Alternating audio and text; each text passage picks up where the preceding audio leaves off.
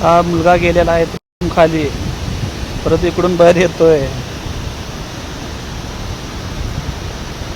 वाईट गोष्ट होत आहे. सगळे हे वेळेत बघणं गरजेचं आहे.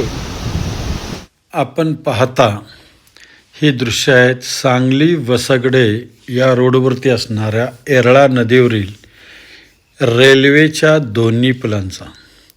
रेल्वेच्या पुलाचे 2 ट्रॅक केले आहेत. हा समोरचा ब्रिज हा नव्यानं बांधण्यात आलेला आहे आणि हा आहे तो जुना आहे. याच्या खालचा भरावा कसा निघून गेलेला आहे तो आपण आपल्या नजरेनं बघा. आज रेल्वेची पण कामं एवढ्या निकृष्ट दर्जाचे होऊ लागले. पूर्वी आम्ही पाहत होतो की रेल्वेचं काम कधीही निकृष्ट पद्धतीचं केलं जात नसायचं, कारण त्याचे एस्टिमेटसुद्धा हेवी असायचं.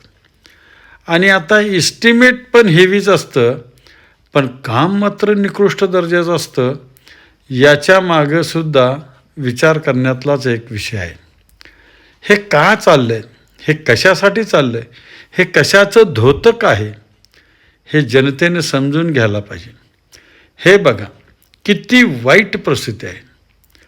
ह्या कामामध्ये सुद्धा कुचराई केली जाते. हे आपलं दुर्दैव आहे.